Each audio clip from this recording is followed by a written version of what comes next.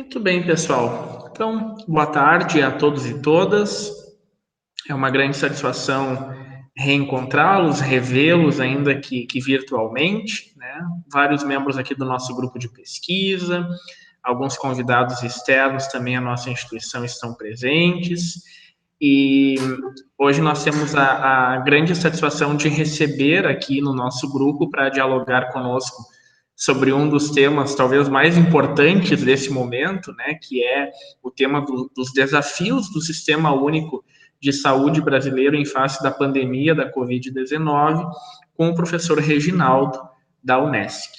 Então, antes de passar a apresentação do nosso convidado, eu gostaria de dizer que nós combinamos, professor Reginaldo, no grupo de pesquisa, que o nosso segundo semestre ele vai ser mais focado, ao contrário do que foi o primeiro, na análise, no estudo de obras, né? A gente vai trabalhar com alguns autores, a gente vai fazer encontros para estudo de capítulos, de artigos, de livros, enfim, e nós reservamos poucas datas para as lives, né? A gente havia invertido um pouquinho essa lógica no primeiro semestre, mas a gente entende que agora no segundo a gente precisa focar um pouquinho mais a densificação teórica, vamos dizer assim, do grupo para que todos se apropriem, né, de um conjunto de referenciais que são importantes aqui para a nossa pesquisa. Então, a sua live é a live inaugural, né, desse nosso segundo semestre, e nós entendemos que a sua participação seria fundamental para a discussão desse tema. Lembrando, né, a todos e informando aos que ainda não sabem que o programa de pós-graduação da Unesc, que é coordenado pelo professor que está aqui conosco hoje, pelo professor Reginaldo, é o programa que, vamos dizer assim, encabeçou o movimento de criação da Rede Brasileira de Pesquisa Jurídica em Direitos Humanos. Essa rede ela é composta pela Unesc, pela Uniriter, Unijuí, Universidade Federal do Mato Grosso do Sul, pela PUC Campinas, pela UNIT, pela Unicap, pelo CESUPA e pela Universidade Federal do Pará. Então, nós conseguimos, né, aí capitaneados pelo professor Reginaldo, fazer esse mapeamento de programas de pós-graduação com área de concentração ou linha de pesquisa em direitos humanos aqui no Brasil, e conseguimos, o ano passado, ainda presencialmente, né, professor Reginaldo, no seminário de meio termo da CAPES, darmos início, né, enfim, a um conjunto de atividades que desde então vêm sendo desenvolvidas no âmbito da rede. Na semana passada, ou retrasada, agora me fugiu da memória, vários de vocês já puderam acompanhar um dos eventos, né, que foi organizado com o apoio da rede lá na Unesc. Nós tivemos professores aqui do programa participando, eu também participei da abertura da atividade, e hoje, em mais um movimento aqui de fortalecimento da rede, nós estamos recebendo, então, o professor Reginaldo de Souza Vieira, que vai trabalhar conosco o tema da política pública de saúde, o SUS, seus desafios e limites em tempos de Covid-19. O professor Reginaldo de Souza Vieira possui graduação em Direito pela Universidade do Sul de Santa Catarina e mestrado em Direito pelo PPG da Universidade Federal de Santa Catarina. Ele é doutor em Direito pelo PPG da mesma universidade, da Federal de Santa Catarina, e atualmente é professor titular da Universidade do Extremo Sul Catarinense, atuando no curso de Direito. É professor, pesquisador e coordenador adjunto do Programa de Pós-Graduação em Direito da Unesc, professor permanente e pesquisador do Programa de Pós-Graduação em Desenvolvimento Socioeconômico da Unesc, é coordenador do Núcleo de Estudos em Estado, Política e Direito, o NUPED da Unesc, e do Laboratório de Direito Sanitário e Saúde Coletiva daquela instituição. Foi assessor acadêmico de extensão da Pró-Reitoria de Pós-Graduação, Pesquisa e Extensão da Unesc, entre 2013 e 2017.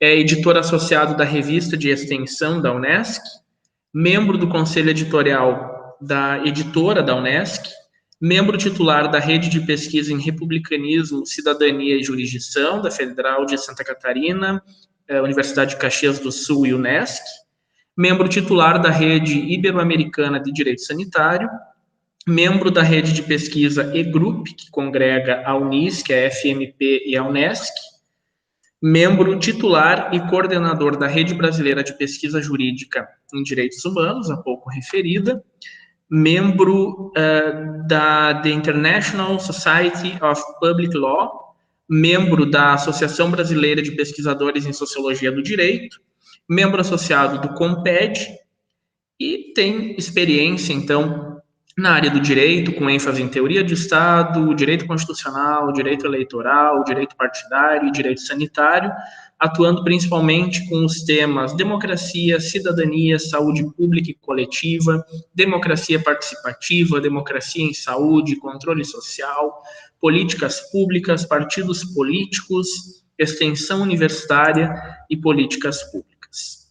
Então, professor Reginaldo, eu passo a palavra agora à professora Janaína. Deixe-me ver se a professora Janaína está aqui entre nós.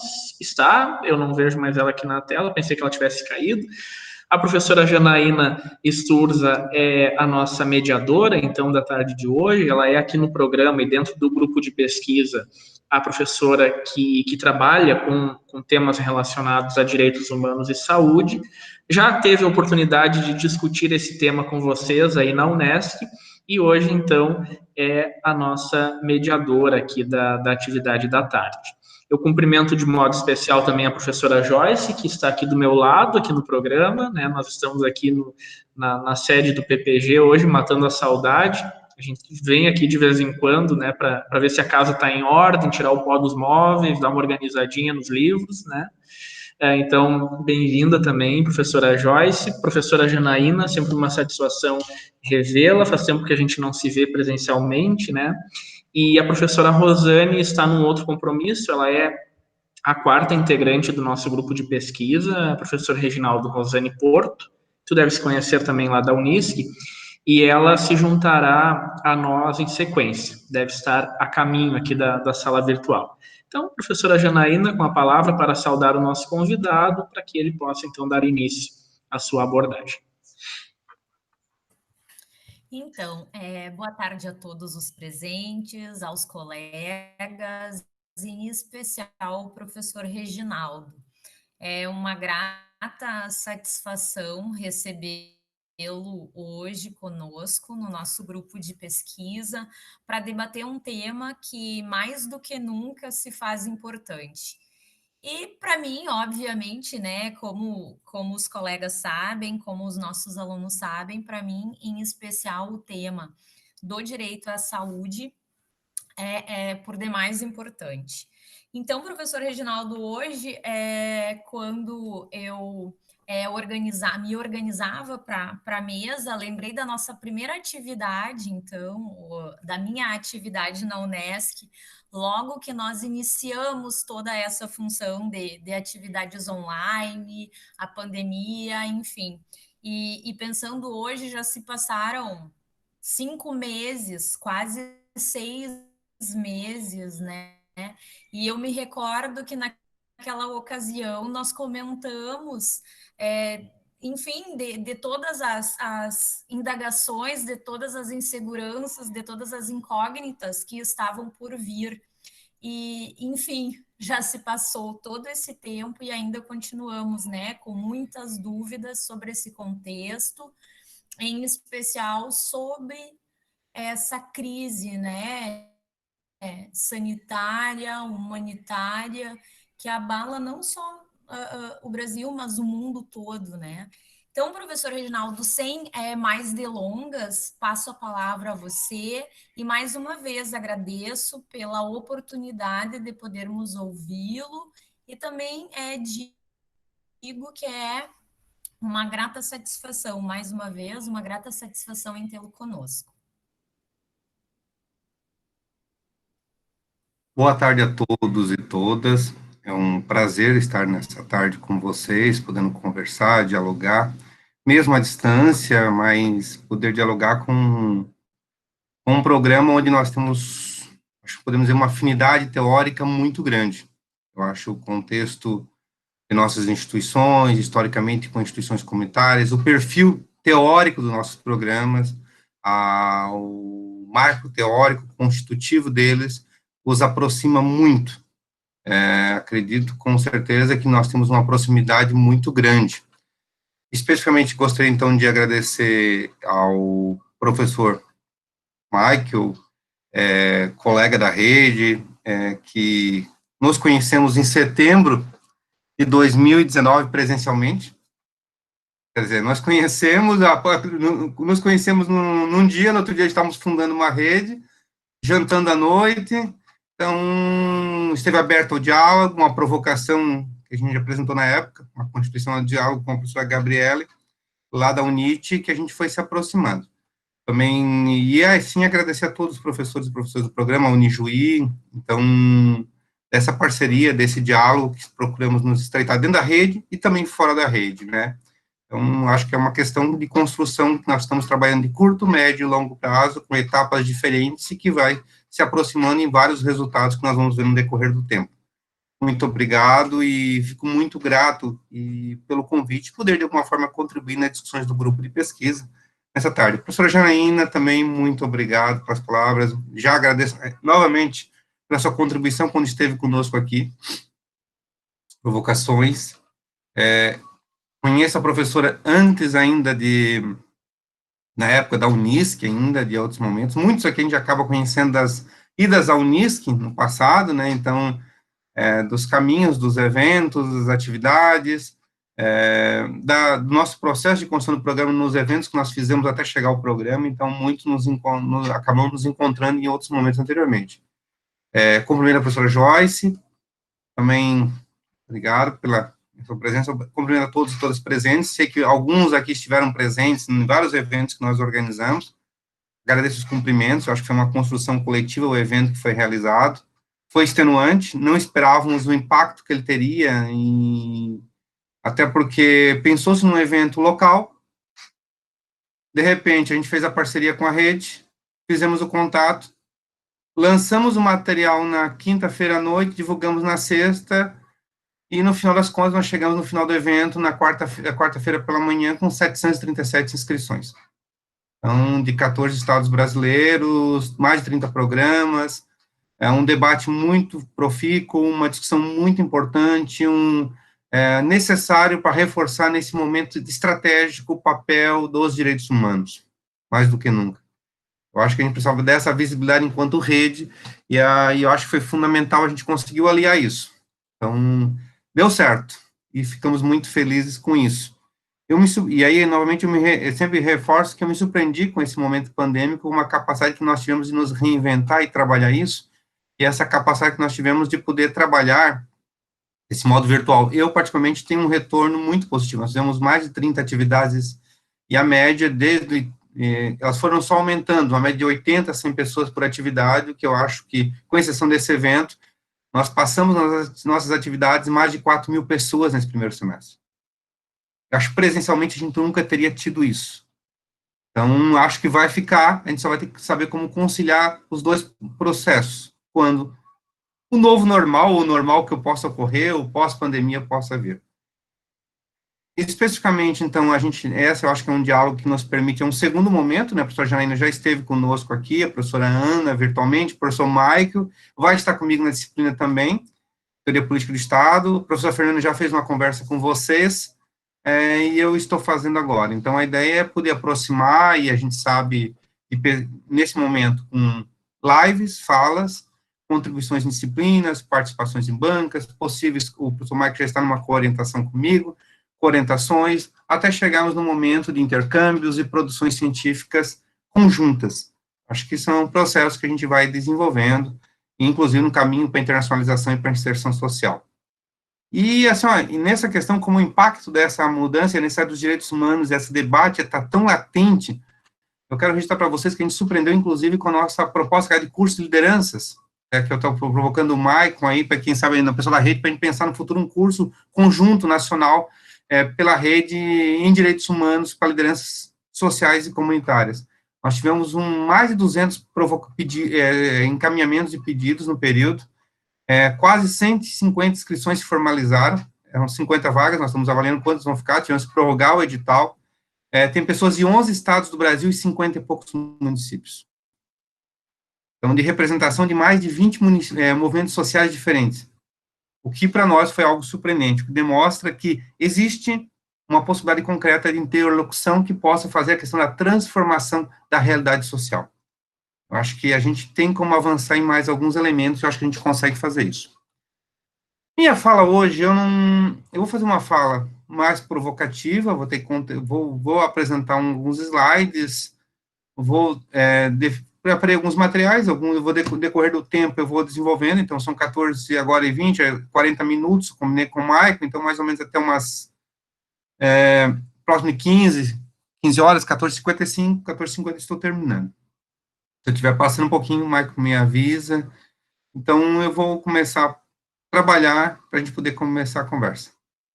E cumprimento a todos e todas, também, inclusive, os convidados, tá? Então, só um minuto.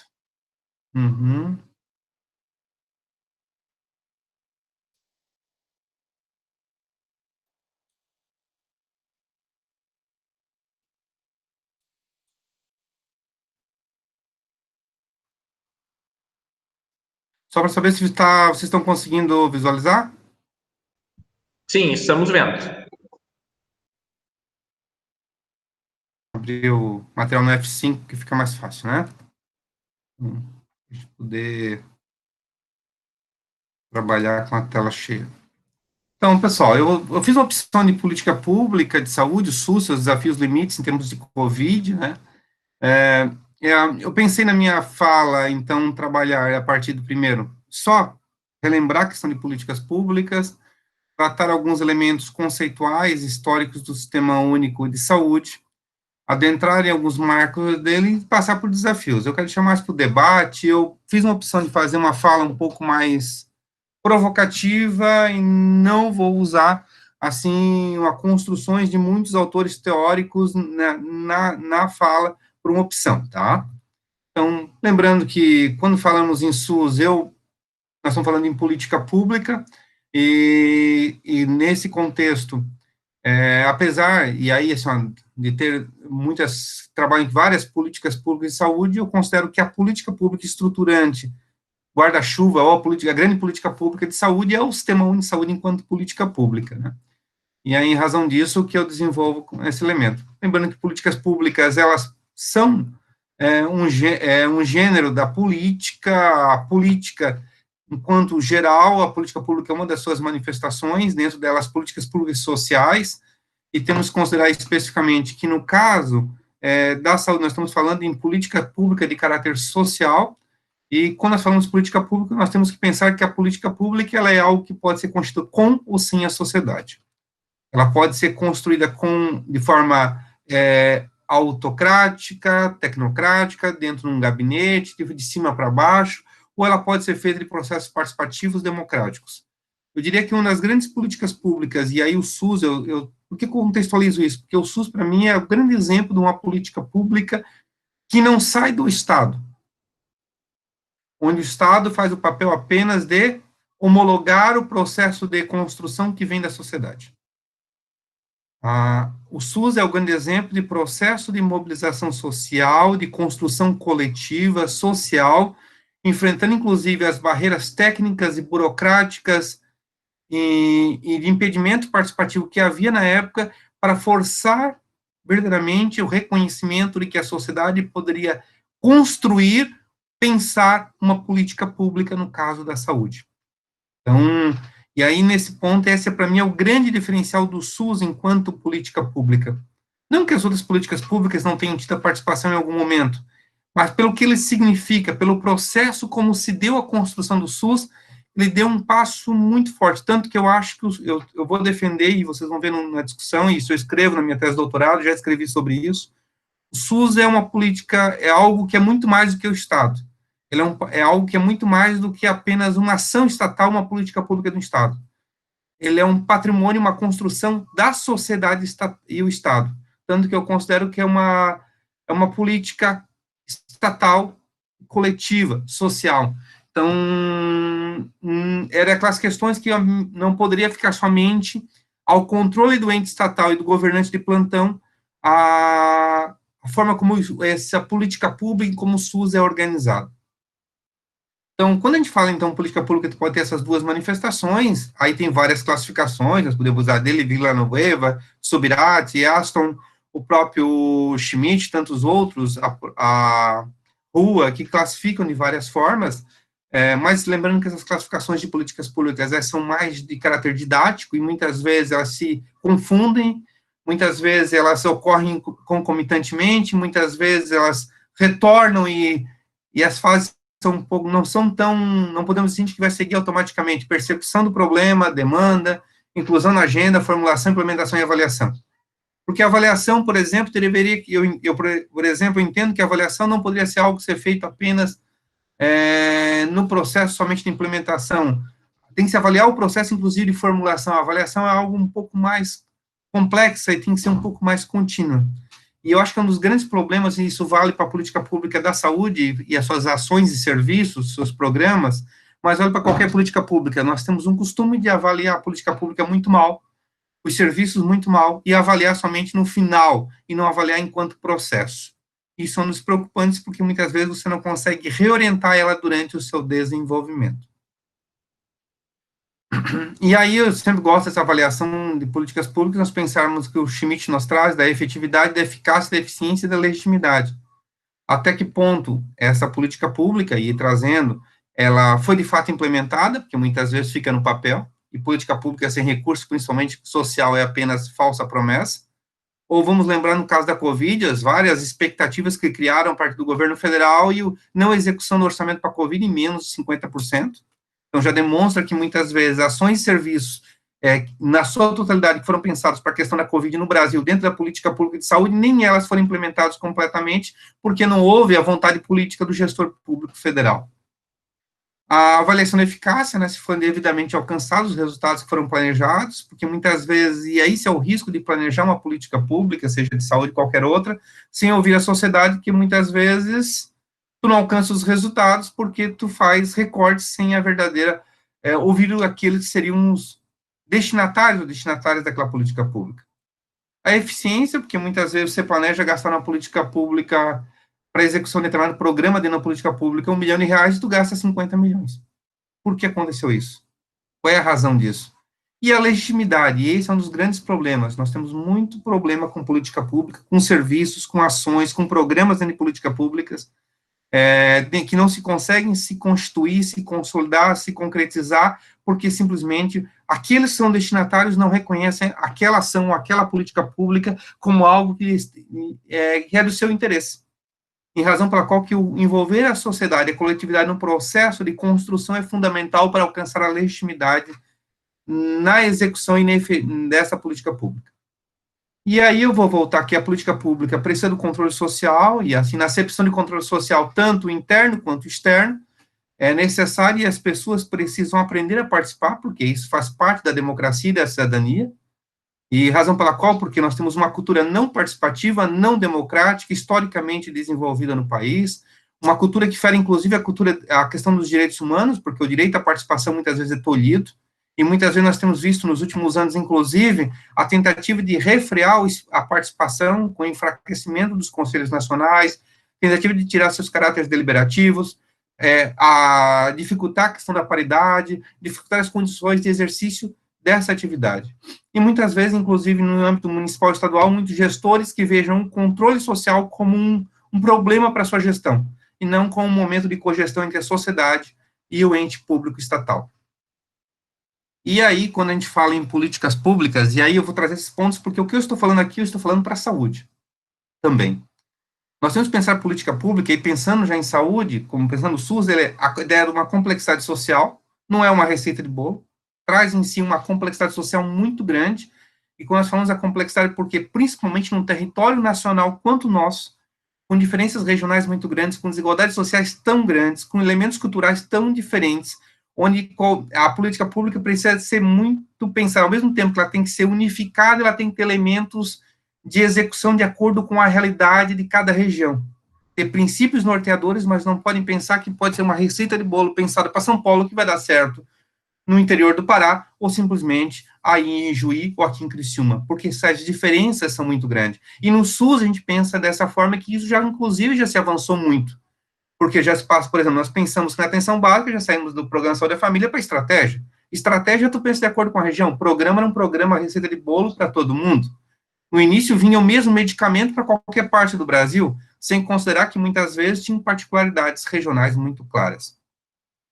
A ideia da intersetorialidade, que é um desafio muito grande dentro da política pública de forma geral e dentro do sistema de saúde, é um dos grandes desafios que nós temos, como fazer a questão da transversalidade e da intersetorialidade, fundamentais para que possamos efetivar e ter muito mais legitimidade na política pública, para que possamos transformar cada vez mais a realidade das pessoas, porque tu pensar isso enquanto política pública, ou política pública de saúde de forma geral, e você pensar dentro da caixinha fechada da saúde, ou dentro da caixinha fechada da educação, da caixinha fechada da cultura, e não pensar que muitas vezes você precisa delas para dialogar, e se não ter sobreposição, é algo que nós temos que avançar. A democracia e a participação, e temos que considerar essa diversidade cultural, social, étnica, de gênero, econômica, ideológica, de orientação sexual, geracional, etc., que está dentro da complexidade que tem que ser considerada.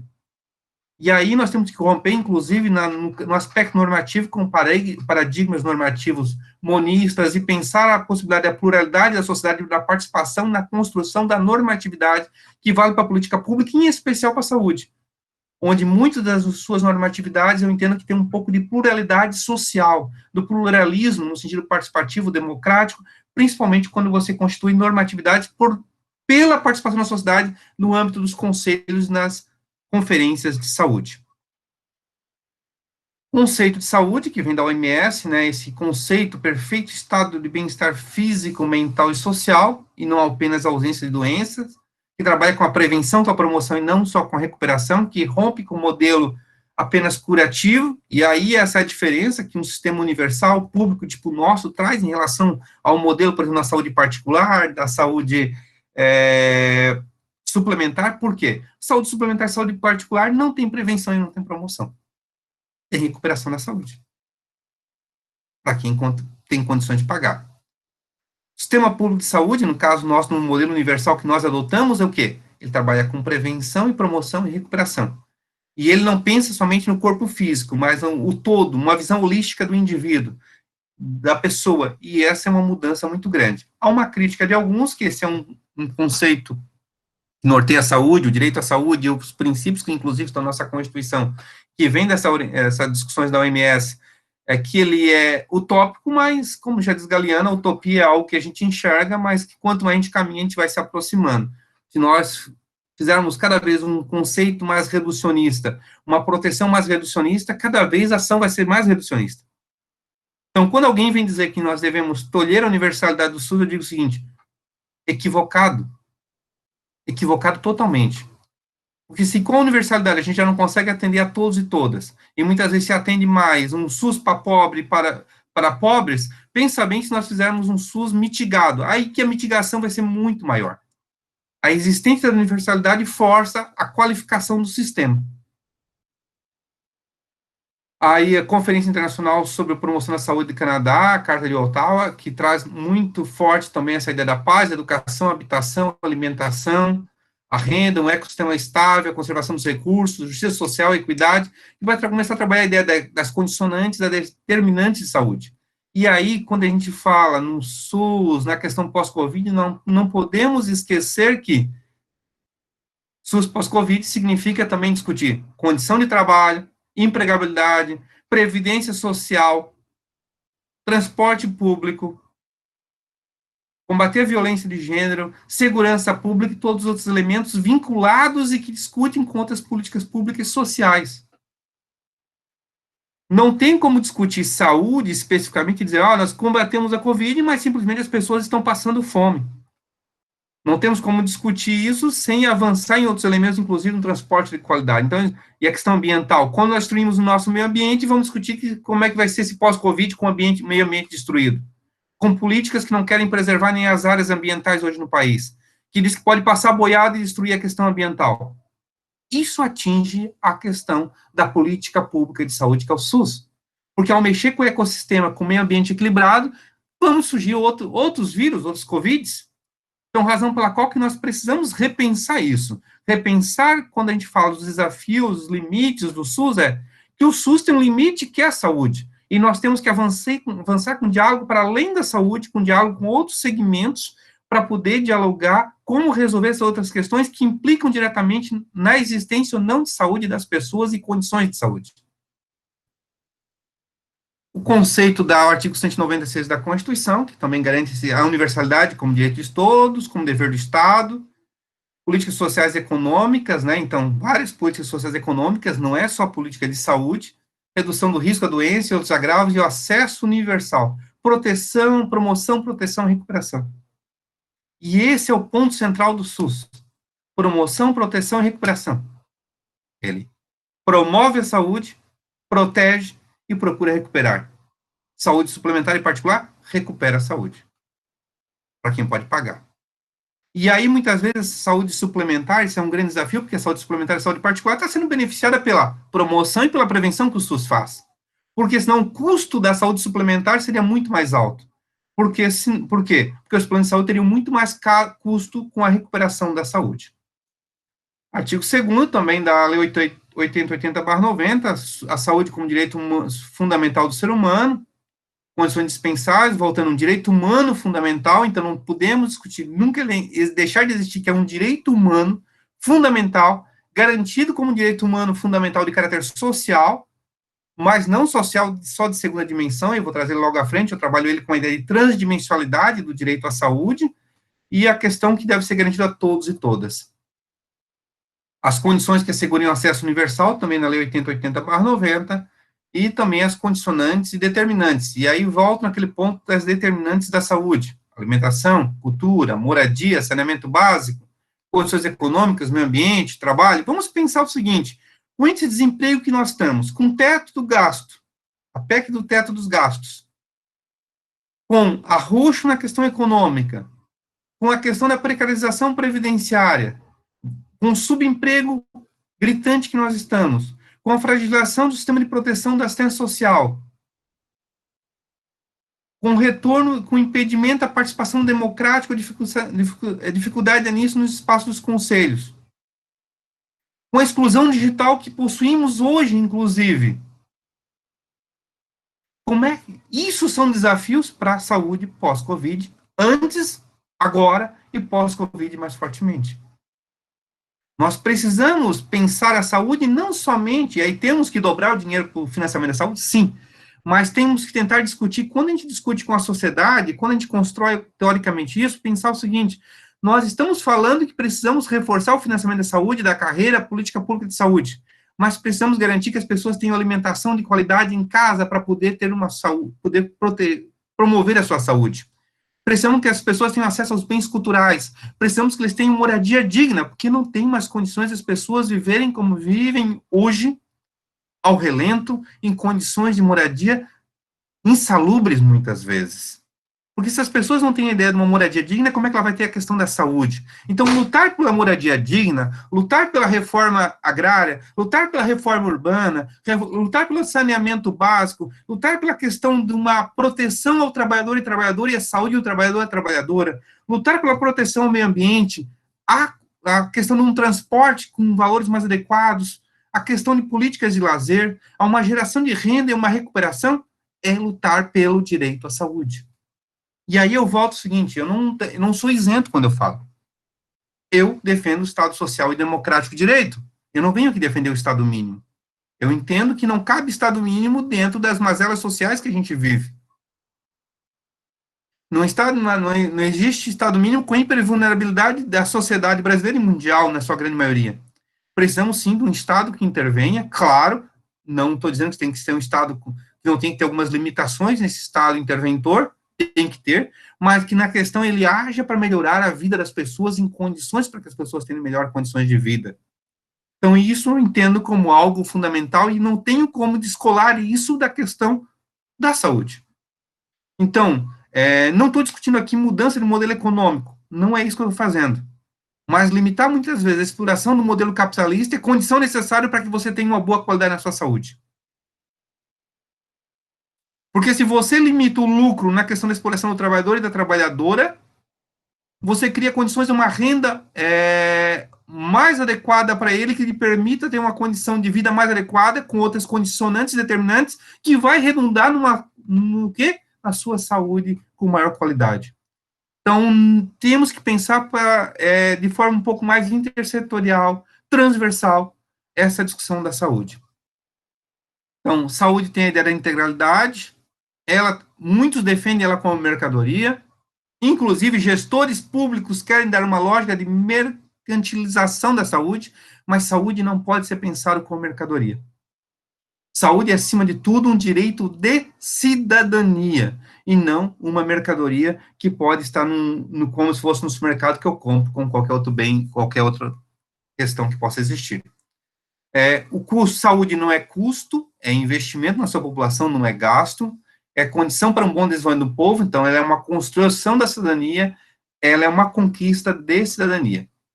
E a saúde no Brasil, ela está dentro da lógica da Seguridade Social, junto com a saúde, assistência e previdência, é uma saúde financiada por impostos e outras contribuições que nós temos, inclusive agora nós temos um risco muito grande, possibilidade de privatização das loterias, inclusive a forma como está sendo pensada, a não vinda desse recurso que vem dos sorteios lotéricos que vem para a saúde, o que pode fragilizar a saúde. E aí, quando a gente fala nesse financiamento da saúde, quando não tem renúncia fiscal, impostos, contribuições, nós estamos precarizando a saúde. Então, renúncia fiscal, perdões de dívidas fiscais, para quem muitas vezes está explorando e não está não pagando os impostos de forma adequadamente. Nós não estamos falando da classe média, do trabalhador no dia a dia, nós estamos falando o quê? Dos grandes casos que nós conhecemos a nível nacional, onde muitas vezes, ao fazer essas renúncias fiscais, nós estamos não só renunciando fiscalmente, nós estamos fazendo renúncia fiscal que vai gerar a redução do dinheiro para a saúde. Historicamente, a saúde se vinculou no Brasil a um modelo de seguro social contributivo, e esse é um dos grandes problemas. Nós rompemos formalmente com o modelo contributivo, mas o modelo do seguro social está na cabeça de muita gente que administra o sistema público de saúde nesse país ainda hoje. O modelo seguro contributivo que você paga para poder ter um retorno, como é a saúde suplementar, como era antes de 88, como era o modelo do carnezinho da Previdência, que era pago, que você tinha direito a acesso ao atendimento de saúde para quem contribuía, no seu aspecto recuperatório da saúde, que tem a sua origem na ideia da proteção à saúde do trabalhador e da trabalhadora, lá desde a Lei Eloy Chaves, dos CAPES, dos IAPAs, do modelo varguista, que vai se passar por todas as reformas previdenciárias e todas as mudanças de legislação previdenciária com a incorporação, mas foi uma lógica acentuada que só vai ser rompida a partir de 88, que era a lógica do seguro social. E nós implantamos a lógica da seguridade com a ideia da universalidade. Então, a Constituição de 88 implanta a ideia da saúde como direito garantido a todos e todas, seguridade vinculada à ideia de cidadania, rompe com o sistema contributivo. E quando reconhece o princípio da universalidade, funda-se no financiamento público, aos modos do modelo inglês. E aí eu digo que eu até fiz essa provocação há uns 15 dias numa palestra. Quando a gente fala do SUS, a gente tem que tomar cuidado com o território que nós estamos falando. Nenhum outro país do mundo tem um sistema universal com o território e a população que nós temos. Não, no mundo ocidental. A Inglaterra tem um modelo muito interessante, mas é um país com a dimensão territorial bem menor que a nossa. E com uma proximidade cultural muito mais visível. O Canadá, que tem um território um pouquinho maior que o nosso, mas o Canadá tem uma população bem menor que a nossa. Então, os desafios de implantar um sistema universal, com tudo que o SUS tem, inclusive com base nos princípios da OMS, no Conselho da OMS de Saúde, é um desafio muito grande. E nós tivemos a coragem de colocarmos isso na Constituição de 88, nas leis que regulamentam, e por isso que o processo de construção do SUS é um processo permanente, de efetivação parcial. O problema e os desafios do SUS antes e durante a Covid e pós-Covid é que muitos dos governos que assumiram pós-88 não deram atenção adequada para a implementação do SUS. E, inclusive, alguns deles boicotam a ideia de um sistema público de saúde porque não acreditam no sistema público de saúde. O marco da Constituição do SUS é a reforma sanitária, esse movimento da redemocratização da saúde. Grande referência Sérgio Arouca, esse médico sanitarista que foi o presidente da 8ª Conferência Nacional de Saúde, a primeira Conferência Nacional de Saúde com participação da sociedade, e se a gente pegar o relatório final da 8ª Conferência, o quê? Os princípios norteadores do SUS que estão lá, estão na Constituição de 88. Ou seja, a Constituinte da Saúde foi a 8ª Conferência. A Constituinte da Saúde foi a 8ª Conferência, que conseguiu de tal forma pela organização da sociedade, depois que isso fosse inserido no texto da Constituição de 88. Segundo Jairson Paim, um sanitarista muito referenciado, todas as pessoas têm direito à saúde. Esse direito está ligado à condição de cidadania. Não depende de mérito, de pagar previdência social, seguro social meritocrático, nem de provar condição de pobreza, assistência no sistema de proteção, nem de poder aquisitivo, mercado capitalista, muito menos de caridade e filantropia. Na base da Seguridade Social, o SUS supõe uma sociedade solidária e democrática, movida pelos valores de igualdade e de equidade, sem discriminações e privilégios. E aí, o SUS, eu entendo, então, primeiro, maior conquista do processo de redemocratização no Brasil, no que diz respeito à política pública. Porque foi aquela grande política pública norteadora para, inclusive, garantir a condição de vida humana que foi construída com a participação da sociedade. Ela é uma política pública de Estado e não de governo. Infelizmente, muitos governos tentam fazer com que ela seja a política do seu governo. E aí um ponto que eu trago, inclusive, da discussão da minha tese de doutorado, é um patrimônio da sociedade brasileira, que deve ser definido por ela e não somente pelas instituições estatais, que muitas vezes o Estado e suas instituições, os governantes de plantão, inclusive alguns que fazem parte dos sistemas de justiça, não conhecem, não acreditam e não defendem o SUS. Então, muitas vezes, nós temos que criar, repensar, inclusive, as estruturas jurídico-políticas para criar estruturas que permitam que a sociedade coletivamente venha pleitear judicialmente, para além dos instrumentos que nós temos hoje, a defesa coletiva do SUS enquanto um patrimônio dela. Inclusive contra o Estado ou o governante de plantão que não está defendendo o SUS. E esse é um desafio. Reconhecer a capacidade jurídica e política da sociedade de poder estar provocando o próprio judiciário contra o órgão público quando ele não faz a defesa do sistema público de saúde. Surge num contexto, então, da redemocratização, funda-se numa visão de Estado social e democrático de direito, e aí eu adoto essa lógica do Estado social e democrático de direito, a partir da discussão de Garcia Pelayo, de Novaes, porque um Estado que garante os direitos sociais e a democracia nesse processo, não é só democrático, tem que deixar muito clara a ideia do social nesse processo. Eu entendo que a nossa Constituição de 88, ela inaugura um novo paradigma participativo, uma república participativa, que se funda num Estado social e democrático de direito. Então, a ideia de redução de proteção dos direitos sociais, ela é inconstitucional dentro do paradigma do Estado social e democrático de direito. Apesar que o Supremo, muitas vezes, reconhece a constitucionalidade de coisas flagrantemente inconstitucionais. Tem suas bases centrais nos direitos humanos, no princípio da dignidade humana, é um direito humano fundamental social, né, artigo 6º e 196, e ele é transdimensional, porque quando a gente fala na primeira dimensão, direito à vida, nós estamos falando em SUS, em saúde. Quando nós falamos na segunda, em direito à saúde, é saúde, mas quando nós falamos em proteção ao meio ambiente, a democracia, a questão dos direitos, a nanotecnologia, a questão do mundo virtual, e ao consumo, todas as questões, a saúde se interrelaciona. Então, ela é transdimensional, ela não pode ser categorizada apenas como direito fundamental social, ela é mais do que isso. Ela perpassa todas as possíveis classificações das dimensões, em 3, 4 ou 5 dimensões, de acordo com os autores. E ela tem essa dupla característica, ou dupla dimensão, de caráter objetivo, dever estatal de ações positivas de saúde, e o subjetivo, que tem direito predominante, a questão da exigência judicial do direito, que fundamenta, inclusive, a judicialização da saúde.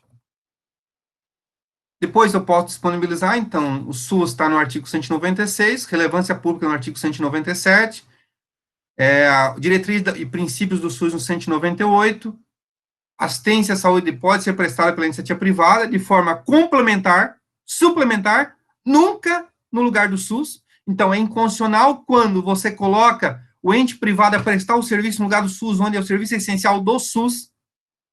Terceirização no SUS, para mim, é flagrantemente inconstitucional. Não quer dizer que não possa ter serviço comprado da iniciativa privada. as competências do SUS e o dever da família, do Estado e a prioridade absoluta para a criança e o adolescente.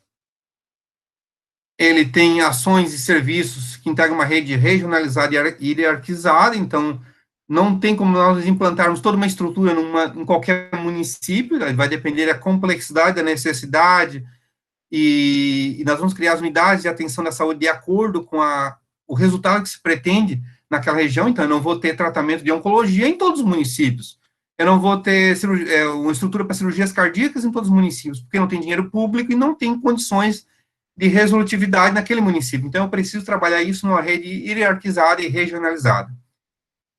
Responsabilidade solidária dos entes federativos, uma discussão muito grande, inclusive até hoje o Supremo ainda está para se manifestar sobre como vão repartir os valores, mas nós temos inclusive hoje as comissões intergestoras entre entes municipais, federais e o nacional sobre a questão de gestão do SUS, e eu sempre falo que SUS não é o SUS, é o SUS, porque o SUS é um todo organizado com quase 6 mil gestores no Brasil, comandam, então cada município tem a sua gestão no âmbito local, cada um pode ser provocado judicialmente, cada um, teoricamente, recebe o mesmo repasse financeiro de acordo com o tamanho, e cada um, às vezes, pode investir de uma forma diferente, formas diferentes. Então, por isso que a participação da sociedade dentro do SUS, dentro do seu município, pode fazer com que o SUS tenha um sentido ou outro. Lei 8080/90, Lei Orgânica da Saúde, e 8.142, Financiamento e Participação em Saúde. Então, os princípios e as diretrizes, né, unicidade, universalidade, regionalização e hierarquização, a ideia da equidade, mas sempre tratando com a ideia de igualdade e equidade, descentralização, integralidade e participação da comunidade. O controle social tem fundamento na Lei 8.142 de 90, a Resolução 453 de 2012 do Conselho Nacional de Saúde. Sua grande manifestação são as conferências e os conselhos de saúde, com manifestação, e eu acho que os grandes desafios antes e durante, e agora e pós-Covid, vai ser fortalecimento da participação social em saúde, para poder fortalecer o SUS enquanto esse patrimônio da sociedade brasileira. Essa composição dos conselhos, como paritário, sendo 50% de usuários, e aqui o atual governo federal não conseguiu alterar porque existe uma lei federal que não permite essa alteração, essa organização, como funciona, e aí eu quero destacar os muitos avanços e desafios que nós temos na saúde. Avanços. Nós temos um dos maiores programas de vacinação e de imunização do mundo. Nós implantamos uma rede de atenção básica, estratégia de saúde da família, com capilaridade tão grande nesse país, que tem impedido a maior tragédia que nós já estamos passando com a Covid nesse país. Nós temos uma das maiores redes de transplantes, e é pública nesse país. E volta um ponto, capilaridade do SUS, essa capilaridade do SUS, essa capacidade de estar em todos os rincões, muitas vezes sem a estrutura necessária, sem as equipes de saúde adequadas, mas está lá algum agente da saúde atuando. Essa capilaridade que foi esse princípio norteador da saúde pública, que veio, inclusive, implantar na Constituição de 88, que veio com a ideia da atenção básica, com seus vários programas, com suas várias ações, com seus vários projetos que foram feitos, e que funcionam até hoje, e que trabalham com a prevenção e promoção lá na base, que tem sido fortemente necessária para a promoção e prevenção e para enfrentamento, para todas as endemias, ou possíveis, a pandemia que nós estamos agora, e outros agravos que nós já tivemos. Quem é que vai fazer a contrarreferência, mesmo quando sai da saúde particular? Quem é que vai ser comunicado? Vai ser o SUS. Quem vai fazer o acompanhamento da prevenção e promoção? Ah, tá com Covid hoje? Vai para o hospital particular? Tudo bem, vai para o tratamento ambulatório lá, recupera, mas quem vai fazer o acompanhamento posterior na região para ver como é que está isso epidemiologicamente? É atenção básica, é a vigilância epidemiológica, é a vigilância sanitária, atuação fortemente dentro de um sistema do SUS, e não um sistema particular que vai fazer, não um sistema de saúde suplementar que vai fazer. A força da prevenção e da promoção, a sua universalidade, que ao mesmo tempo é um desafio, é um problema, mas a sua razão de existência. E esse caráter humanizado que o SUS possibilita, por uma visão, por uma expertise, pelo treinamento, pela formação dos profissionais, ou de uma boa parte dos profissionais que atuam no sistema público. Também destacamos os avanços com relação à pessoa com deficiência, inclusive agora mitigados e estruturados muitas vezes em algumas políticas federais, inclusive Viver Sem Limites, os centros de reabilitação, porque hoje você precisa de uma reabilitação no sistema público de saúde dentro de um ser, você tem o quê? Uma reabilitação dentro de um processo de integralidade, enquanto dentro de uma saúde suplementar particular, você vai ter tudo fatiado, o que demora muito mais e não ajuda tanto no processo. O processo da reforma psiquiátrica, a ideia da deshospitalização, apesar das tentativas de tentar fazer algumas ações nesse sentido novamente, mas isso foi um dos grandes avanços que o sistema público de saúde conseguiu fazer. O grande programa HIV/AIDS, que é uma referência, o SAMU, próprio mais médicos, foi um grande avanço para a interiorização e atendimento em vários locais, apesar hoje dele estar totalmente desconfigurado. Vigilância epidemiológica e sanitária, redução da mortalidade infantil, e aqui não somente pela ação da saúde, mas pelas políticas complementares de outras áreas, tipo o programa Bolsa da Família, políticas de renda de outras formas, que puderam reduzir de forma indireta a mortalidade infantil. E é importante também destacar os muitos avanços, a expertise em saúde pública acumulada. Eu não esqueço uma fala da professora Sueli Ventura, da USP, no Globo News, quando ela dizia: sorte, oxalá que nós temos uma expertise acumulada de uma rede sanitarista construída antes e após a constituição do SUS. E essa rede que está enfrentando e possibilitando enfrentar na linha de frente, para que a tragédia da Covid não seja maior nesse país. Não pela gestão geral do Ministério da Saúde. Desafio dos conselhos, eu vou pular aqui, eu vou diretamente para alguns desafios e reflexões. Tanto antes, já existiam alguns agora com a Covid e pós-Covid. Primeiro, o SUS é uma luta contra-hegemônica, pessoal. SUS é um espaço em disputa, é uma luta contra-hegemônica. Tem segmentos que não defendem o SUS e estão, por dentro, tentam sucateá-lo, enfraquecê-lo. Que se o SUS funciona, ele consegue forçar a indústria farmacêutica na sua plenitude, como ele foi pensado? Ele consegue forçar a indústria farmacêutica a baixar o valor dos insumos para vender para o sistema público de saúde. Se o SUS consegue funcionar na sua plenitude, para que saúde suplementar, para que saúde particular? Para que indústria médica? Para que complexo médico farmacêutico? Das grandes indústrias. Então, tem segmentos que não querem o SUS forte. Temos um desafio muito grande, as tentativas disfarçadas de sua privatização. As OSs, que estão operando hospitais públicos, inclusive operando unidades básicas de saúde, na estratégia de saúde da família, reconhecidos legalmente e constitucionalmente pelos nossos tribunais. Uma afronta totalmente inconstitucional aos princípios do SUS, que é o desmantelamento da própria existência da política pública de saúde. Ele precisa reinventar e legitimar a cada dia, não podemos esperar que o gestor público, a gestão pública, os governantes de plantão possam fazer isso. A sociedade precisa se organizar para isso. O PEC do teto é um desafio muito grande, a redução de recursos anual está sendo cada vez maior, e no processo, se a PEC do teto não for revista, esse processo vai ser muito maior, porque as demandas de saúde só crescem, as necessidades de novos insumos, novas tecnologias, novas ações, o envelhecimento da população, e, ao mesmo tempo, os valores dos recursos financeiros não estão acompanhando a necessidade que o sistema precisa. A necessidade da gestão, inclusive esse compartilhamento de gestão, esse conflito de gestão entre os entes federativos, uma gestão mais profissionalizada do sistema público de saúde. A carreira dos seus profissionais, precisamos de defesa do concurso público, temos que combater a terceirização. Temos locais que todo mundo é contratado por cargo de confiança para atenção básica em saúde. Isso não equipe, não dá continuidade, não dá treinamento, fragiliza o sistema. Quem paga o preço é a população. Temos que pensar na formação dos profissionais de saúde, formar profissionais de saúde, carreiras que venham atuar no SUS. Porque não podemos o quê? A cabeça é usar o SUS como trampolim. Não acredita no SUS e está lá atuando no SUS para enfraquecer o SUS. Fortalecimento dos programas existentes e reavaliá-los permanentemente. Precisamos combater o negacionismo, muito forte nesse momento, reforçar o papel científico necessário e na existência da pesquisa científica no SUS, fortalecer a universalidade e combater essas tentativas focalizantes que tentam fazer.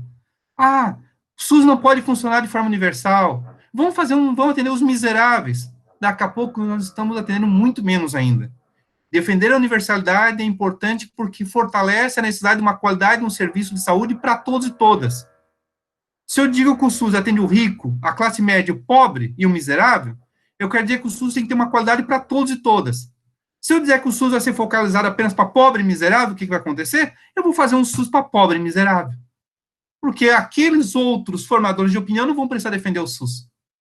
Porque eles não vão reconhecê-lo. Financiamento suplementar, as isenções de imposto de renda é uma precarização do sistema público de saúde. Deixa aqui, eu acho que aqui eu estou com a letra um pouquinho grande. Desculpa. Só um minuto. Eu vou sair e vou voltar aqui no final. Isso. Deixa eu só reduzir a fonte da letra.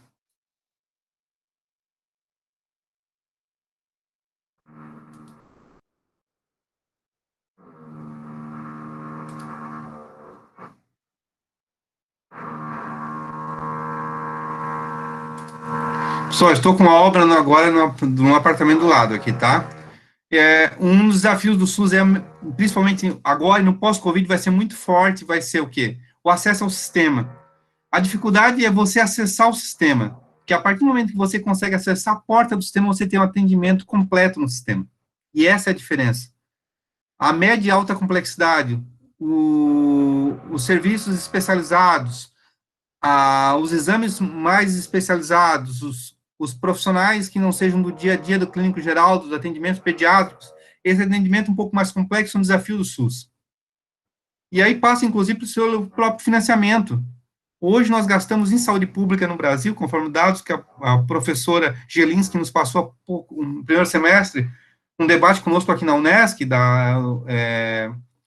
doutora em economia da UFSC, o Brasil gastou em 2018, 2019, 3,9% proporcionalmente do orçamento público com saúde. É menor do que, por exemplo, os Estados Unidos, se você considerar no geral. Em saúde pública, nós gastamos muito pouco. 10% seria o mínimo hoje para o investimento que se precisa para a saúde pública brasileira. Então, aumentar o financiamento da saúde, operacionalizar com mais qualidade a gestão pública da saúde é necessário.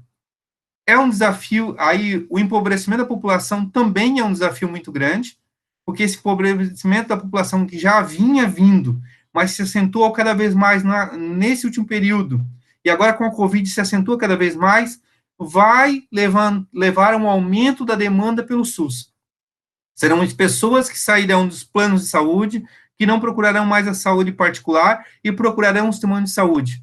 E o sistema de saúde, no mesmo período, não teve um aumento do investimento público nos seus programas. Foi em seu sucateamento, muitas vezes. Ou seja, isso pode levar a consequências muito grandes, como, inclusive, a um risco de colapso do sistema. Os vários pesquisadores estão alegando. Pós-Covid, aonde é que vem? Tudo que está sendo represado, tudo que não está sendo atendido. Como fazer isso? Como responder isso tudo? Se estamos com menos recursos, teto dos gastos, precarização do sistema, população empobrecendo, saindo cada vez mais da saúde suplementar, não tendo condições de pagar a saúde particular, necessitando do sistema público de saúde e um SUS com menos recursos. Isso é um desafio muito grande, é um dos grandes desafios que pode levar um colapso, um risco de colapso no pós-Covid. E a judicialização, que ao mesmo tempo ela é uma conquista enquanto direito subjetivo, você judicializar, garantir o direito à saúde, mas é um problema, porque tem uma indústria farmacêutica por trás disso, temos a classe média, que ao mesmo tempo, muitas vezes não usa um segmento dela, o sistema público de saúde diretamente, mas usa indiretamente, mas usa depois para judicializar, e tem a discussão quem tem acesso à justiça, né? É uma discussão muito grande. Mas, por outro lado, a judicialização tem forçado a inclusão de novos fármacos e tratamentos nas listas do SUS, que não estavam. Há um risco muito grande, porque os operadores de direito vai, na sua amplitude, não tem conhecimento do sistema de saúde, não quer saber, tem uma visão concepção individual da saúde. E aí, um grande desafio também que nós temos, uma grande preocupação é o seguinte, que mesmo que o STJ reconheceu a ideia da carência, ou de uma hipossuficiência para poder pleitear o direito à saúde. Tudo bem, eu posso ganhar 5 mil, preço do medicamento de 10 mil, eu sou hipossuficiente, legal, vai ser reconhecido. Agora, uma pessoa ganha 1.000 e o medicamento custa R$100, eu vou dizer que ela não tem direito àquele medicamento porque ele é muito percentual, como eu tive em algumas decisões, que tinha que ser 15% numa decisão judicial para garantir o medicamento ser fornecido. Só que aquele 100 por R$100 para aquela pessoa que ganha 1.000 é muito. Então, eu acho que essa questão, a judicialização não tem que ser enfrentada criando critérios que são inconstitucionais, como a questão da carência, como a questão da hipossuficiência para pleitear os medicamentos.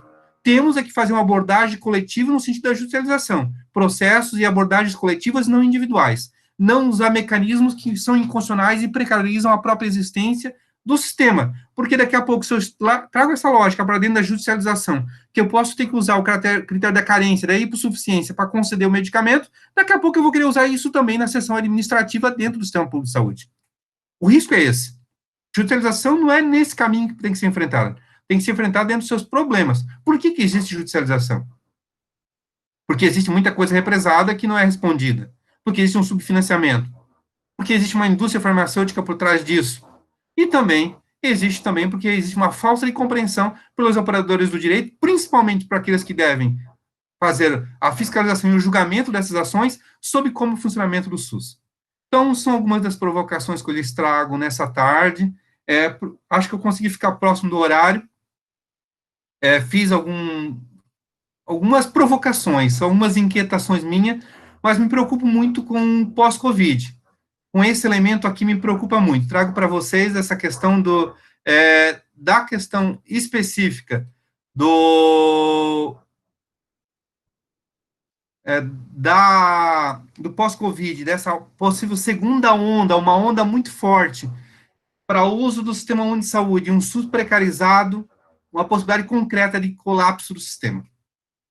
E aí nós precisamos, enquanto sociedade, e aí nossos programas têm desafio enquanto trabalhar na transformação de agentes que possam trabalhar com a consciência coletiva para defender esse Sistema Único de Saúde.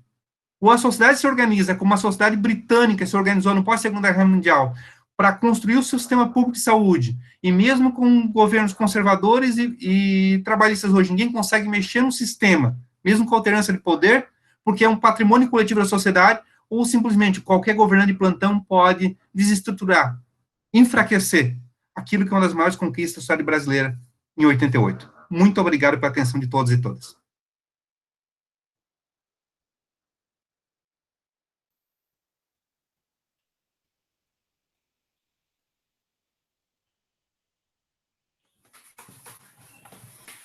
Obrigado, então, professor Reginaldo. E vamos começar, então, agora o nosso diálogo, né, sobre esse tema tão importante e nesse momento pandêmico mais importante ainda, né? Então, pessoal, alguém tem algum questionamento, alguma observação a fazer para o professor Reginaldo?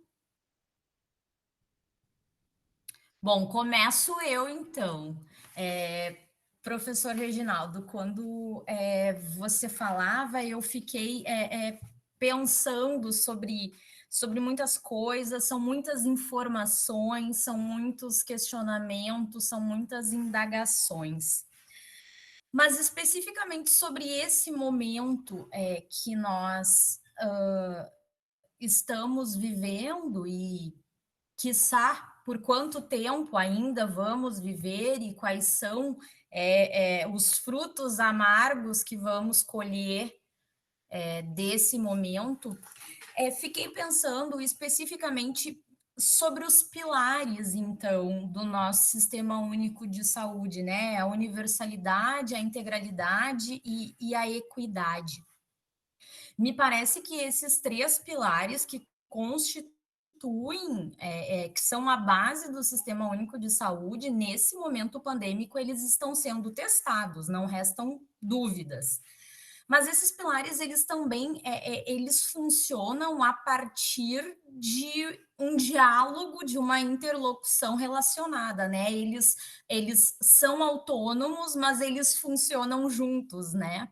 E qual a sua opinião, qual o seu olhar sobre isso? De que maneira esses pilares, eles estão sendo testados? Até porque se nós pensarmos na questão do Covid, no pós, na verdade, Covid, sem dúvida nenhuma, as demandas em saúde, especificamente na perspectiva do sistema público, elas aumentarão consideravelmente.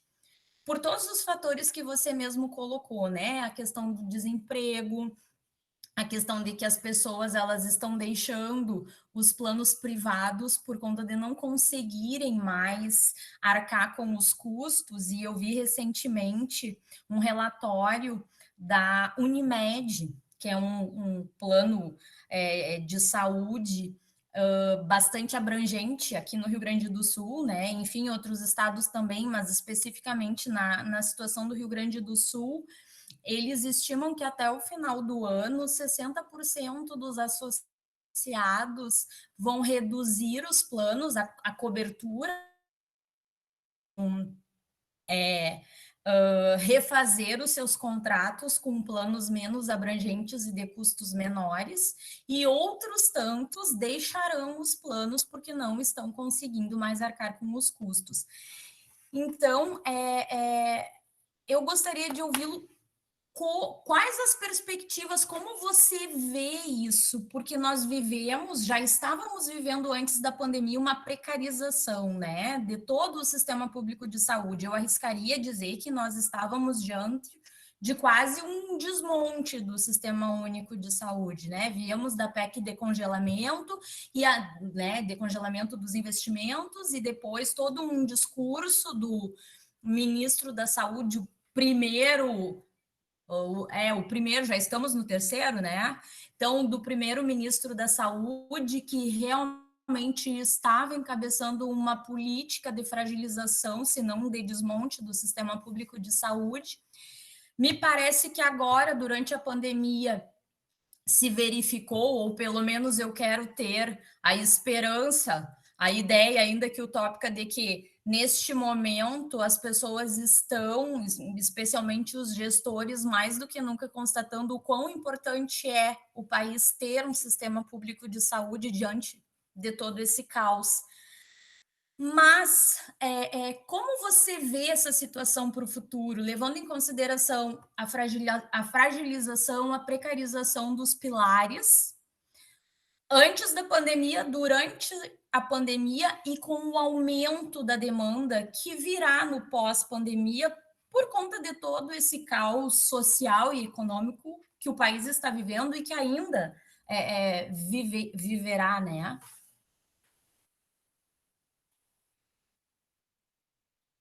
Né? Primeiro abrir o microfone. Primeiro, assim, ó, eu acho que a pergunta é muito pertinente a sua, eu acho que você nos traz uma provocação a pensar. O sistema estava sendo testado já há muito tempo. Primeiro porque ele não conseguiu ser concretizado como deveria ser na sua plenitude, porque tanto os ditos governos progressistas investiram, mas não investiram como deveria ser investido. E os governos mais conservadores não acreditam no sistema. Certo? Então, vamos assim, para ponto. Se alguém está à frente da gestão, e nos últimos 4 anos, nós tivemos gestores, quase 4 anos, que não acreditavam no sistema. Os ministros da saúde não acreditavam no sistema. Ponto. E isso fragiliza.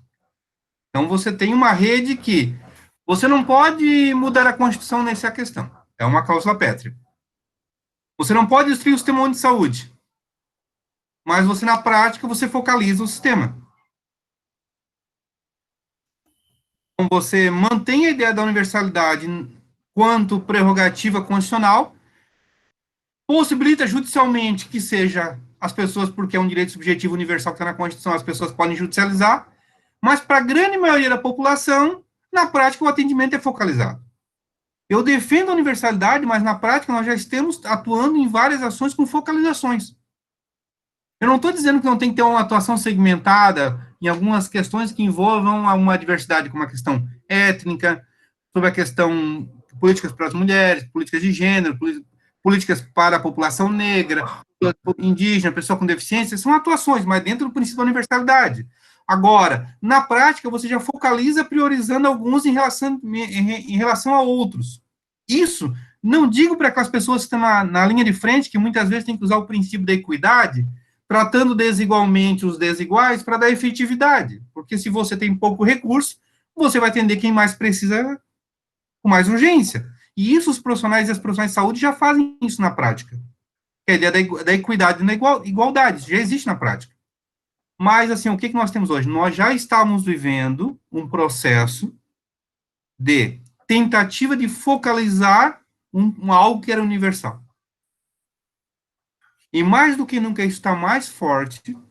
Eu acredito que o pós-pandemia só vai mudar e fortalecer a universalidade, os princípios do SUS, se a sociedade se organizar. Porque num momento depende de quem estiver na frente do governo, se não acredite no sistema, passou, vai fragilizar como já não está investindo hoje. Então, integralidade do sistema, integralidade sempre houve, a ideia de uma ideia de integralidade, o sistema procura atuar dessa forma. Os profissionais de saúde procuram atuar dessa forma. Eu acho que a sorte que a gente tem é essa expertise, profissionais que atuam dessa forma. Agora, equidade e igualdade, na prática isso existe essa diferenciação na equidade, num tratamento desigual entre as pessoas, com possíveis focalizações. Universalidade, para mim, é um valor fundamental. Entretanto, na prática, a focalização já ocorre. E ela vai se ampliar ainda, salvo se a sociedade se organizar para isso. Muitas vezes, quem vai defender a focalização do sistema é quem faz uso da ideia de universalidade para judicializar. Porque ele quer um atendimento focalizado para os mais pobres e poder judicializar aquilo que ele queira como princípio universal. Então, assim, eu não acho que vai vir de cima. Eu acho que vai ter que vir da sociedade enquanto organização. Nós vamos ter que novamente reaprender a nos organizar, a participar.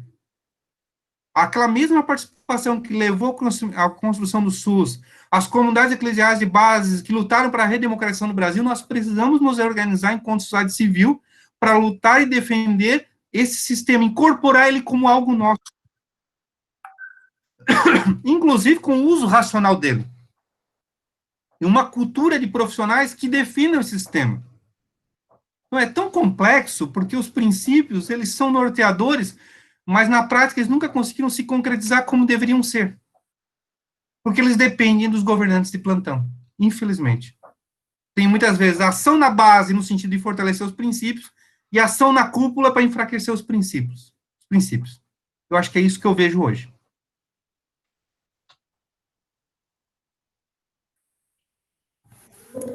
Ok, professor.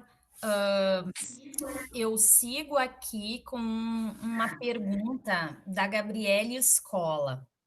Ela faz o seguinte questionamento: é possível a implementação de uma política pública de saúde internacional a partir de uma cooperação entre os países da América Latina que seja capaz de entender as demandas e especificidades de minorias vulneráveis? E aí ela trouxe como exemplo a efetivação do direito humano fundamental à saúde de mulheres nas favelas da América Latina.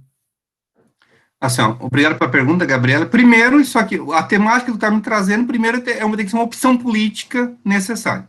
Juridicamente é possível. Por convênios, por tratados, pode ser firmado. Parcerias do Brasil já tem algumas pontuais no Mercosul, em algumas questões, mas pode trabalhar essa reciprocidade e pensar coletivamente isso. O problema é que nós estamos trabalhando em temáticas sensíveis que dependem de decisões políticas. E decisões políticas que entendem, inclusive, como nós vamos ver assim, primeiro, favelas, mulheres, questões de gênero, dentro de uma sociedade patriarcal. Então, não digo só isso, pessoas com deficiência, vamos indo para vários segmentos. É possível fazer isso? Sim. A cooperação internacional nos permite isso. É possível fazer parcerias, é possível fazer tratados que possam firmar isso de reciprocidade, para que os sistemas possam dialogar, fazer trocas científicas, pesquisas comuns, debates, estudos, para poder aprofundar ações, permitir que as pessoas transitem entre os países e possam atender entre eles. Eu não diria que poderia, aí, mas claro, com o apoio da OPAS, com o apoio da OMS nesse processo, que teriam que capitanear. O problema é que eu acho que é possível, mas nós estamos num momento de negacionismo tão terrível, com alguns líderes mundiais, e não vou nem dizer em alguns países, né, alguns muito próximos de onde a gente está, né, que negam, inclusive, a existência da OMS e seu órgão enquanto existência, seu papel. Então, essas pessoas não querem cooperação. E aí, depende do que eles vão dizer assim, só se for cooperação se pensar igual a mim, porque eu não faço cooperação se não seguir minha cartilha. E aí, de cooperação é dialogar com pessoas diferentes, saber buscar pontos comuns entre isso, inclusive com ideologias diferentes. O problema é que muitas vezes os sectarismos, e aí, nessas várias versões ideológicas, elas podem nos prejudicar muito. Eu acho que é possível, sim. Hoje já temos algumas coisas no Mercosul mais simbólicas, mas isso poderia ser feito. Mas aí vai para a ideia de integração da América Latina. Queremos isso? O establishment mundial quer que nós façamos isso? Que possamos dialogar, que possamos transitar em poucos mais, que podemos ter afinidade? Uma das grandes razões do desmantelamento dos golpes políticos no Brasil no último período não foi, inclusive, impedir a discussão de algo diferente na América Latina e, inclusive, mundial? Não tem um contexto internacional por trás disso? Eu acho que é um pouco mais complexo. Juridicamente é possível, mas tem complexidades políticas e econômicas envolvidas a nível internacional.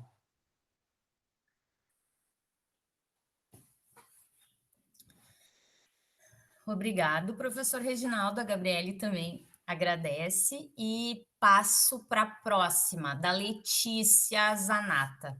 A Letícia faz o seguinte questionamento: o SUS vem sofrendo inúmeros ataques, deixando clara a intenção de sucateamento com a precarização crescente da implementação de políticas públicas. A portaria 2282 de 2020 representa uma clara afronta direta ao direito da mulher ao aborto legal. E nesse contexto, qual o papel da sociedade civil? Só para me destacar, se eu não estou, é aquela portaria que estabeleceu a comunicação policial? Só para... É isso, né? Fronta, Sim. com certeza, e... Aí a sociedade, assim, ó, um dos caminhos, inclusive a própria, nesse caso, enquanto entidades representativas, e eu acho que processos coletivos por entidades coletivas judicializando, eu acho que é necessário judicializar essa questão, principalmente, mas não de forma individual, mas por grandes ações coletivas implantadas por entidades representativas, e a questão do debate mesmo, socialmente organizado, dentro dos espaços de participação. Um problema, e aí, voltando para nós estamos num período muito maculado, onde racionalidade está difícil de ser debatida, porque mesmo uma garantia legal existente, reconhecida há muitos anos, você cria impedimentos de discussão. O caso da menina de 10 anos lá foi algo assim gritante que nós tivemos no Brasil. Que se destruiu a criança no processo, a família da criança, para poder defender contra que ela pudesse fazer o aborto legal. Garantias fundamentais que estão na Constituição. Então, razão pela qual, sim, eu acho que assim, ó, poderia ser judicializada, seria um caminho, Letícia, por ações coletivas, e eu acho que esse impacto coletivo tem que ser feito pela participação da sociedade nesse processo, e aí o debate, né? O debate, enfrentar o debate com formadores de opinião, com redes que possam debater socialmente e fazer esse enfrentamento. E inclusive a academia tem que contribuir com isso. Nós, na academia, temos que demonstrar o seguinte: não está se criando, e aqui eu não estou entrando no mérito se devemos ou não descriminalizar o aborto de forma geral, mas a discussão central é o seguinte: é um direito legal que já está amparado há muitos anos. Ninguém está criando algo novo. Ninguém está criando uma garantia que já não exista. E criar um impedimento afronta esse direito e essa garantia. Tá? Mas não é fácil, porque ela está muito maculada por questões ideológicas, políticas, religiosas, o que faz com que a gente já teve esse debate na época da anencefalia, né? Como foi difícil, eu escrevi, eu defendi, tem um texto publicado sobre isso. Poxa, as pessoas queriam impor a uma mulher a tortura e passar por todo aquele processo naquela situação, e ela não poder ter o direito de escolher. Acho que nunca se coloca no lugar, né? Não é dela, só dela, mas também da família como um todo. É todo um processo. E hoje eu não estou nem entrando na questão da interrupção da gravidez, do aborto, sem nenhum limite, tá? Eu não vou entrar nesse mérito agora, eu vou entrar somente nessas questões pontuais.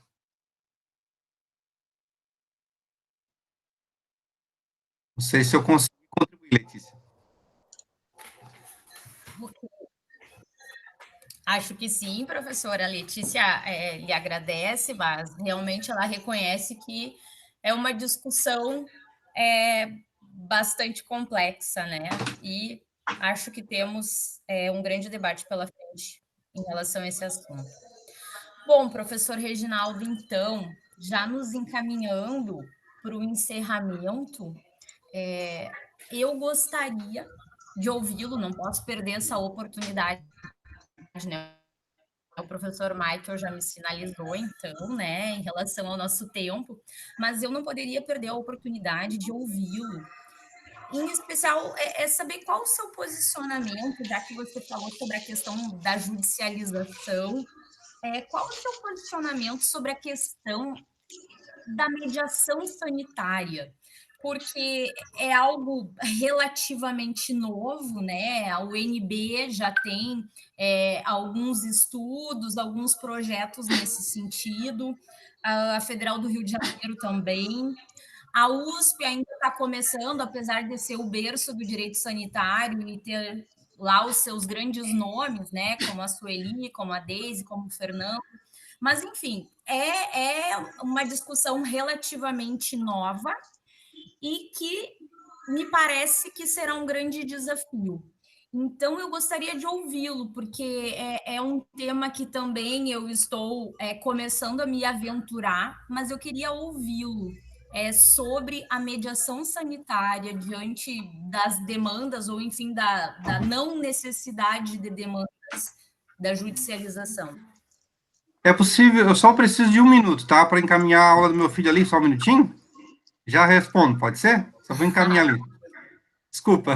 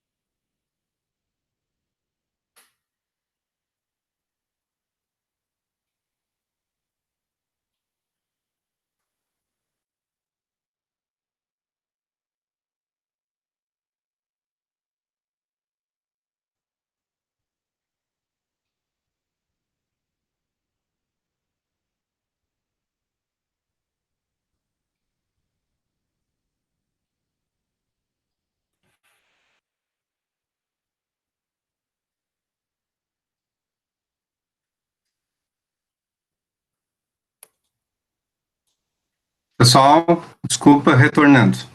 Então, sobre a questão da mediação sanitária, eu acho que assim, ó, não só a mediação, mas qualquer outras formas que a gente possa permitir um diálogo para além do individual é a solução para enfrentar, uma das soluções para enfrentar a questão da judicialização. Tanto a experiência que já feita pela UNB, algumas outras tentativas em alguns outros locais, algumas discussões, essa possibilidade de a gente poder mediar, botar as partes envolvidas e buscar construir uma solução para o caminho, que muitas vezes chamar, por exemplo, o conflito do SUS é um conflito que tem que chamar as partes que têm interesse naquele sistema. Então, tu chamar os representantes da questão da saúde nacional, estadual, municipal, de acordo com o âmbito, está o Ministério Público, estar a representação da sociedade, por exemplo, dos conselhos, entidades coletivas quando presente, principalmente em demandas coletivas, é uma solução porque um dos grandes da judicialização. Porque quando a gente faz um debate coletivo, e a mediação pode ser esse caminho, o professor Pilate faz um outro caminho, a ideia de um processo coletivo. Nós temos uma discussão, inclusive, aqui em Criciúma, foi uma dissertação que um orientando meu trabalhou, num caso de uma ação coletiva que, no final, o judiciário deu uma decisão porque percebeu que a executividade dela seria um problema de forma coletiva. Então, quer dizer assim, não tentou. Então, a gente, na área da saúde, já faz discussões de poder, muitas vezes, na questão ambiental, já se procura, muitas vezes, dialogar. Então, na saúde, a gente precisa fazer isso. Nós temos N casos na questão da diabetes, N questões. Por que não mediamos isso? Nós chamamos as partes, procuramos uma solução naquele momento, que é melhor para o sistema. Porque o sistema, as pessoas que estão no processo, inclusive juízes, promotores, quem atuam nesse processo, têm que entender que eles fazem parte do sistema. O sistema, mesmo que eles não sejam pessoas que estão usando diretamente o sistema, eles têm que se entender como parte do sistema. E se eles não se reconhecerem e compreenderem como parte do sistema, vão continuar dando decisões individuais, sem compreender o sistema, o que prejudica a própria sustentabilidade do SUS. Não estou dizendo que a judicialização não possa ser usada, mas a forma como ela está sendo usada hoje, ela passou de algum limite da racionalidade nesse sentido. Então, eu acho que a mediação e outras formas de solução que possam sentar, conciliar, dialogar, buscar uma construção coletiva, são os caminhos para a gente enfrentar, junto com os espaços participativos do controle social.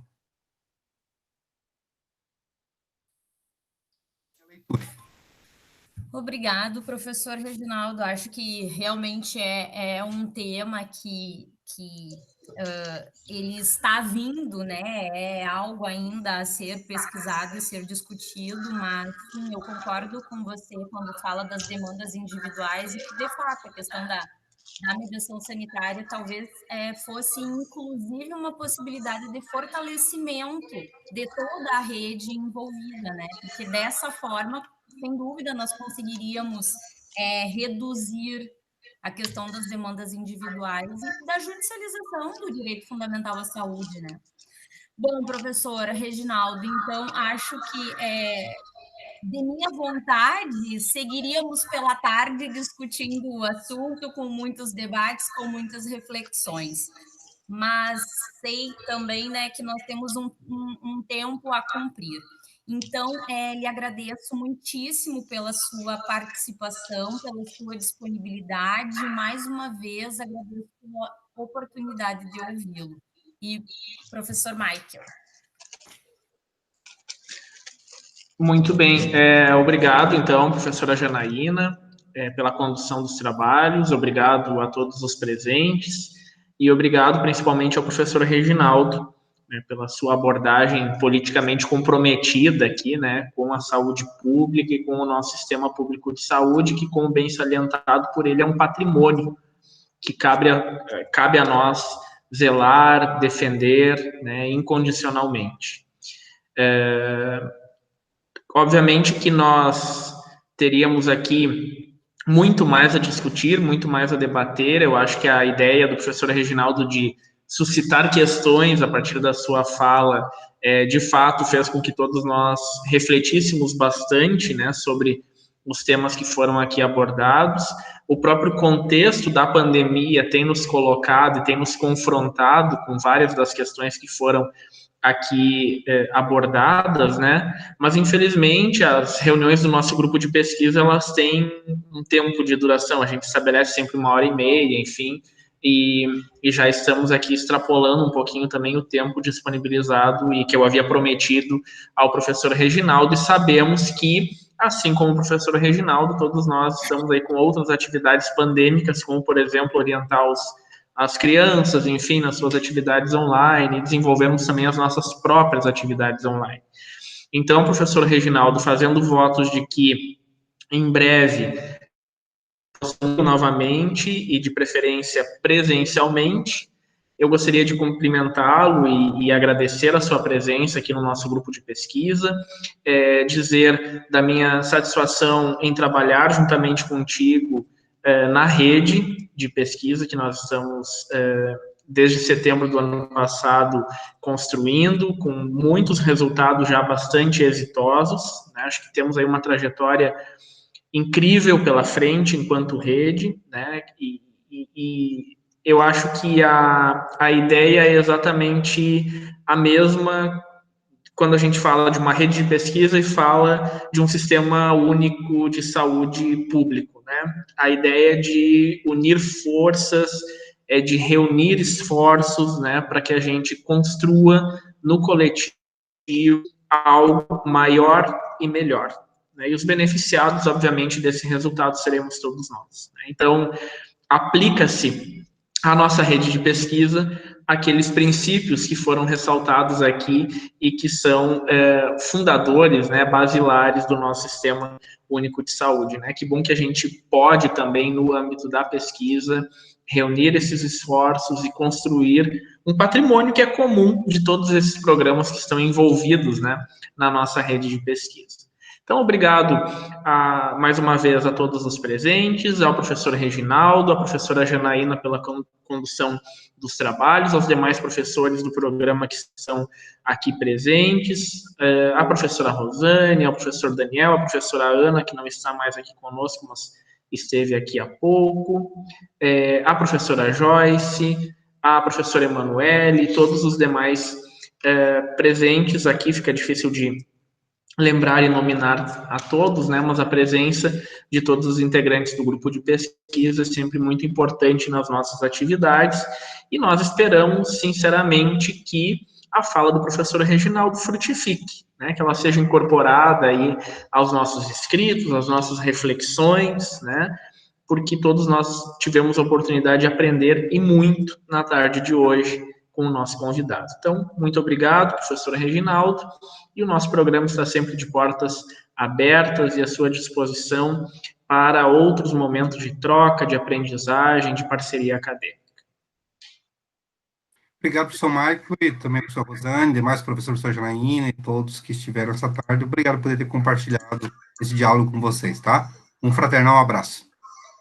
Muito bem. Um abraço, gente. Até amanhã nós temos atividade também no seminário de tópicos especiais 2. Amanhã nós vamos receber o professor Pedro Garrido, da Universidade de Salamanca, e vamos nos encontrar às 14 horas aqui também pelo Meet. Grande abraço e até mais. Tchau, tchau.